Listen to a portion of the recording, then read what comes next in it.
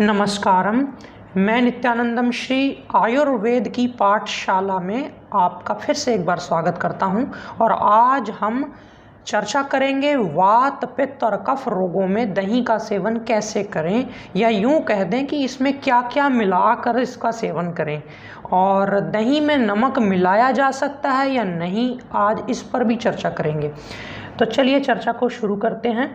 मैं आपको बता दूं, मैं चर्चा कर रहा हूं आयुर्वेद के ग्रंथ भाव प्रकाश निघंटु के आधार पर, और इसमें जो चैप्टर है वो है तक्र वर्ग और श्लोक संख्या है 11, 12 और 13। तो तक्र वर्ग है तो ये तक्र का वर्ग चैप्टर, यानी छाछ का, मट्ठे का, घोल का, लेकिन हम इसे दही से क्यों जोड़कर देख रहे हैं इस पर भी चर्चा कर लेंगे ज़रा। तो सबसे पहले मैं श्लोक ले लेता हूँ, उसका स्पर्श करूँ और अपनी जिह्वा को पावन करूँ। ऋषि कहते हैं वाते अम्लम शस्यते तक्रम शुंठी सैंधव संयुतम पित्ते स्वादु सितायुक्तम व्योष क्षार युतम कफे। यानी वात में, वात किसको बोलते हैं? वात हमारे अंदर वायु को बोलते हैं। जिन लोगों को नहीं पता वो नीचे कमेंट्स में कर देते हैं, लिख देते हैं वात मतलब क्या। तो मैं बता दूं, वात मतलब वायु जिनके शरीर में बनती है या वायु खोरा जिनका शरीर है, उनको हल्का खट्टा दही चल जाएगा। यहाँ पर ऐसा नहीं मानना चाहिए कि खट्टा दही लिखा है, अम्लम लिखा है ना, तो खट्टा दही लिखा है तो अम्ल खट्टा दही लेना ही है, ऐसा नहीं है, लेकिन चल जाएगा। और साथ में उसमें क्या डाला है? शुंठी, शुंठी यानी सौंठ, और साथ में उसमें डलेगा सेंधव, सेंधव यानी सेंधा नमक, संयुतम इसमें ऐड कर लीजिए। तो ये वाला जो दही है ये वात के लिए अच्छा है। दही नहीं, दरअसल यहाँ तक्र शब्द यूज़ किया है। कई लोग कह सकते हैं कि आप दही से क्यों रिलेट कर रहे हैं, मैं आपको बता देता हूँ, अभी आपको क्लियर हो जाएगा। यहाँ तक्र शब्द आया है, तक्र का मतलब होता है जो दही 1/4 पानी, उसमें कम से कम 1/4 पानी उसमें ऐड कर लो और उसको मथ लो, ब्लेंड कर लो। तो वो एक तरह से, अगर आप 1 कटोरी दही लेते हैं उसमें 1/4 कटोरी पानी डाल के मथ लेते हैं, तो आप एक तरह से कह सकते हैं ये दही खाने के लिए प्रयोग हो सकता है आपके खाने के साथ साथ। तो इस तरह से आप जब दही को हम थोड़ा सा ब्लेंड कर लेते हैं तो वो घोल बन जाता है। बस उस दही में आप कुछ भी मिला सकते हैं। सीधा चंक जो होते हैं, टुकड़े जो होते हैं जिसको आप कहते हैं, वैसे तो वो टुकड़े वाला दही खाया ही नहीं जाता, खाना ही नहीं चाहिए। और जब ब्लेंड कर लेते हैं तो वो बहुत अच्छी उसकी बन जाती है, जो एक गुणवत्ता जो है वो बढ़िया हो जाती है, वो शरीर जल्दी पचा लेता है उसको। क्योंकि अगर सीधा दही आप कंज्यूम करेंगे, टुकड़े वाला कईयों को आदत होती है सीधा सीधा ऐसे टुकड़े खाना, वो गर्म करेगा। लेकिन ये जो ब्लेंड किया हुआ दही होता है, जिसको आप अपनी भाषा में कह दो तो घोल भी कह सकते हैं, तो वो गर्मी नहीं करता है इतनी ज़्यादा, बहुत ठीक ठाक रहता है। अब आगे बढ़ते हैं। यहाँ लिखा है पित्ते स्वादु, यानी पित्त रोग यदि है, यानी गर्मी से रिलेटेड कोई प्रॉब्लम है शरीर में। वैसे तो जैसे गर्मी से रिलेटेड प्रॉब्लम होती है कई बार, तो उसमें नहीं दही देते, दही देते ही नहीं, तक्र या मट्ठा भी नहीं देते, छाछ भी नहीं देते, पर फिर भी हल्का सा पानी मिला करके कभी कभार उसमें आप, दही मीठा होना चाहिए। यहाँ लिखा है पित्ते स्वादु, यानी दही मीठा होना चाहिए, दही खट्टा ना हो पित्त रोगी के लिए, नहीं तो फिर वो अर्टिकारिया या ऐसी कोई चीज़ कर सकता है, शीत पित्त आदि।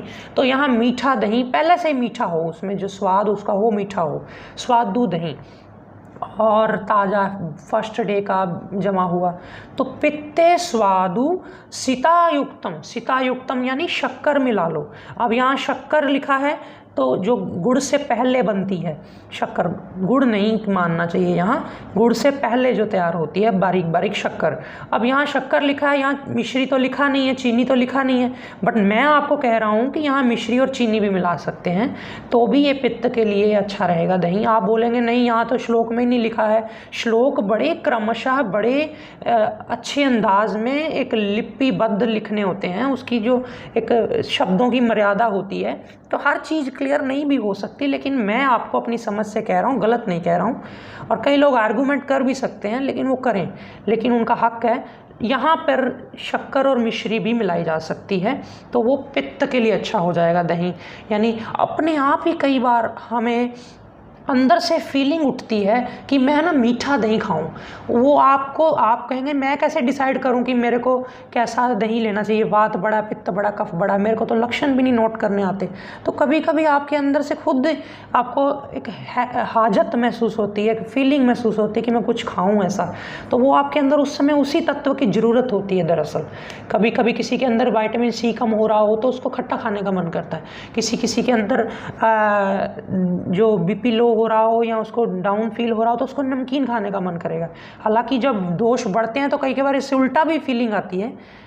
तो लेकिन दरअसल जनरल जो एक सात्विक जिंदगी जीने वाले इंसान के अंदर ऐसे वो अपनी अर्ज को, अपने अंदर की फीलिंग को पहचान लेता है, तो उस हिसाब से आप ले सकते हैं। कभी कभी सबको ये छूट है, ये नहीं कि यहाँ वात में लिखा है तो किसी का वात नहीं बड़ा है या नहीं है तो वो थोड़ा सेंधा नमक में सौंठ डाल ही नहीं सकता या दही में सेंधा नमक और सौंठ डाल ही नहीं सकता, ऐसा नहीं है, ले सकते हैं। बस अपने आप को प्रायोरिटी किस चीज़ की ज़रूरत है शरीर को वो देखना होता है। फिर लास्ट पे कहते हैं व्योष क्षार युतम कफे, यानी अगर कफ बढ़ता है, वैसे तो कफ में दही खाते ही नहीं है तो कफकारी होती दही, पर फिर भी कभी कभी लेनी पड़ जाए तो यहाँ पे लिखा है कि आप उसमें सौंठ, काली मिर्च और पिपली तीनों का मिक्सचर बना लें, उसको त्रिकटु चूर्ण भी बोल देते हैं, वो मिला करके आप ले सकते हैं।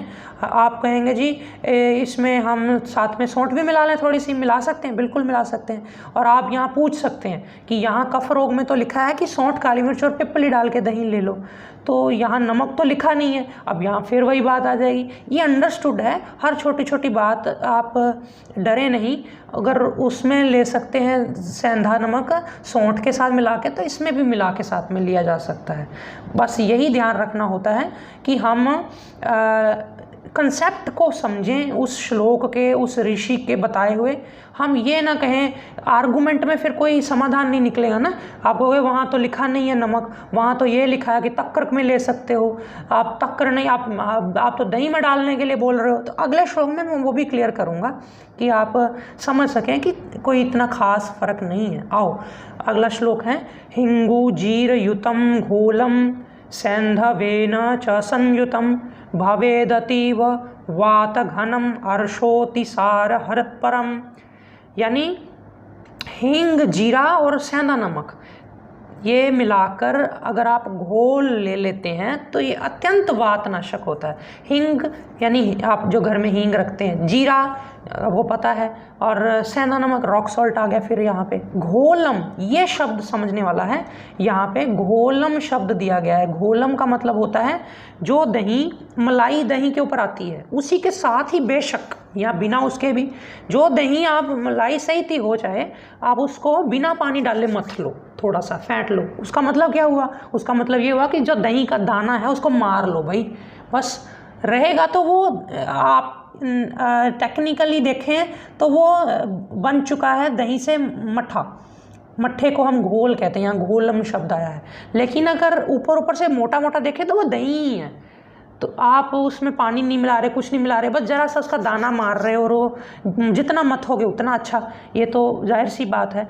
तो यहाँ पे इतना घबराना नहीं चाहिए। उसमें कई लोग बोल रहे नहीं उसके गुण अलग होते हैं, मट्ठे के अलग होते हैं, दही के अलग गुण होते हैं। ऐसा है, लेकिन ऐसा नहीं भी है, क्योंकि वो गुण ऑलमोस्ट सेम ही आते हैं। प्रैक्टिकली जब हम चलते हैं खाने पीने के लिहाज से तो बहुत ज़्यादा कंस्टिट्यूएंट्स में फ़र्क नहीं आता है। उसमें भी वही लैक्टोबैसिलस है, जब आप थोड़ा सा मथ लेते हैं तो उसमें भी वही लैक्टोबैसिलस है। तो अगर बात आए कि वो बैक्टीरिया मार देगा दही का, अच्छे वाला बैक्टीरिया जो आपको मिलना चाहिए, जो नमक से मर जाता है, ऐसा कुछ नहीं है। वो थोड़ा सा मथ लिया, उसमें आप डाल लेते हैं और कोई दिक्कत नहीं है। यहाँ पे लिखा है भवेदतीव वात घनम, यानी जब आपको लगे ना कि जब वात बहुत ज़्यादा बढ़ा हुआ, वायु बहुत ज़्यादा बढ़ा हुआ, फिर खट्टा दही नहीं चलेगा, फिर आप मीठा दही ले लें कभी कभार, तो उसमें आप ये चीज़ें हींग, जीरा आदि डाल सकते हैं। अब आप बोलेंगे मेरे को तो हींग गर्मी कर जाती है वात कम करने के चक्कर में, तो आप अकेला जीरा सेंधा नमक डाल के ले लो। अब आप बोलोगे यहाँ तो नहीं जी, ऋषि ने कहा हींग जीरा डालना चाहिए तो ही बात बनेगी। आर्गूमेंट्स का कोई इलाज नहीं है। आर्गूमेंट्स अगर मिलजुल के चलना हो सभी चिकित्सक भाई बहनों ने तो हम एक दूसरे की बड़ी मदद कर देंगे, और अगर सिर्फ एक दूसरे को नीचा दिखाना हो या किसी को गलत साबित करना हो तो फिर तो मैं अपने आप ही कबूल करता हूँ कि मैं गलत हूँ, और जो लोग अपने आप को समझते हैं कि नहीं वो सही है तो वो सही है, वाकई में सही है। यहाँ पे आर्गूमेंट से बच करके हम अपने आप को किसी और काम में लगाएं अगर अपनी ऊर्जा को, तो मैं समझता हूँ कि हमारे लिए ये ज़्यादा बढ़िया होगा, बजाय इसके कि हम इसको एक दूसरे में विवादों में पड़कर उलझें। और यहाँ पे लिखा है भवेद अतीव, यानी बहुत अति, जब वायु बढ़ी हुई हो या वात दोष बढ़ा हो। अब वात दोष कई तरह का होता है, एक तो पेट तक लिमिटेड है, एक जो वात दोष हमारे नसों नाड़ियों में चला जाता है जिसमें दर्दें शुरू हो जाती हैं, फिर उसमें खट्टा दही नहीं चलता, फिर उसमें कभी कभार यहाँ मीठा दही, इसको कह सकते हैं घोल बना, घोल की फॉर्म में, नॉट दही, घोल की फॉर्म में, मतलब ब्लेंड किया हुआ, आप आराम से उसको ले सकते हैं। और ये अतिसार और अर्श दोनों के लिए अच्छा है। अर्श यहाँ बवासीर को कहेंगे, और बवासीर आप बोलोगे मेरे हींग बोल रहा है यहाँ, तो हींग मेरे को नुकसान नहीं कर जाएगी बवासीर में, यहाँ भी अपनी अंडरस्टूड होना चाहिए कि यहाँ बवासीर का मतलब है बादी बवासीर। अगर आपको कहो कि मेरे को तो खूनी भी है तो फिर हींग डालूँ कि नहीं, हींग ना डालो, फिर जीरा और सेंधा नमक डाल के ले लो, तो इस तरह से आप ले सकते हैं। अतिसार में यानी लूज मोशन में भी बहुत अच्छा है ये दही। चलिए अगला श्लोक जो है उसमें ऋषि कहते हैं कि रुचिदम पुष्टिदम बल्यम वस्तिशूल विनाशनम मूत्र कृच्छे तु सगुणम पांडु रोगे सचित्रकम, यानी जो पिछले, अब ये श्लोक तो अगला आ गया है, लेकिन जो इसकी फर्स्ट लाइन है ना, इस रुचिदम पुष्टिदम बल्यम वस्तिशूलम विनाशनम, इसको इस श्लोक से मत जोड़ना। अब यहाँ पे पिछले श्लोक से इसको जोड़ो कि जो दही बात करके जा रहे हैं हम यहाँ, हींग जीरे वाला, सेंधा नमक वाला और ये वाला सारा, इस दही से रुचि भी पैदा होती है, मतलब भूख लगेगी, पुष्टि भी पैदा होती है, बल भी पैदा होता है। अब यहाँ पे अगर इस अकेले 13 नंबर श्लोक को आप अकेला निकाल करके किसी को पढ़ा देंगे तो टेक्निकली तो आप जीत जाएंगे कि वाह ये बहुत इंटेलेक्चुअल बंदा है, इसने तो हमें श्लोक निकाल के दे दिया। लेकिन कि वो नीचे वाले श्लोक से अगर आप जोड़ देंगे कि ये इस तरह का दही इसमें ले लेंगे, लेकिन ऐसा नहीं है। आप पिछले श्लोक से इसको जोड़कर देखें तो आपको पता चलेगा कि ये जो बता रहे हैं, ये पिछला जो उसका है कि वो दही जो है जीरे वाला और हींग सेंधा नमक वाला, ये रुचि पैदा करेगा, पुष्टि पैदा करेगा। पुष्टि यानी थोड़ी शरीर को पूर्ण हट्टा कट्टा बनाएगा, अंदर से बल देगा। बल्यम वस्तिशूल यानी पेल्विक एरिया में, पेडू भाग में, नाभि से नीचे नीचे वाले स्टमक में, या कभी कभी नाभि में भी दर्द अगर हो तो उसको ये नाश कर देगा। यहाँ नीचे अंत में बताया है मूत्र कृच्छे तू सगुणम, यानी मूत्र कृच्छ में मूत्र रुक रुक के आ रहा है, पेशाब रुक रुक के आ रहा है, तो इसमें गुड़ डाल करके आप ले सकते हैं। किसमें? दही में? नहीं, फिर वही बात आ गई कि दही में डालने के बाद ब्लेंड या ब्लेंड किए हुए दही में आप डाल लो, जैसे मर्जी कर लो, आप डाल के ब्लेंड कर लो या ब्लेंड करके डाल लो उसमें और थोड़ा फिर बाद में मथ लो, तो वो आपको मूत्र कृच्छ यानी पेशाब खुल के लाएगा। अब यहाँ पे मैंने एक बार दही का वीडियो बनाया था, उसमें बोला था दही में ये नहीं डालना चाहिए, तो वो मैं अभी आपको क्लियर करूँगा क्यों मैं कह रहा था और अब मैं क्यों कह रहा हूँ डाल लेना चाहिए। मैं कह रहा हूँ जब ब्लेंड कर दिया आपने उसको, आपकी नज़र में, आप ग्रंथ की नज़र में वो तक्र में चला गया, वो उसमें घोल बन गया, लेकिन खाने में और सेवन करने में वो दही ही है, क्योंकि उसमें कुछ पानी नहीं मिला, कुछ नहीं मिला, अभी तक आपने उसमें कुछ एक्सटर्नल डाला नहीं, सिर्फ मथा ही है।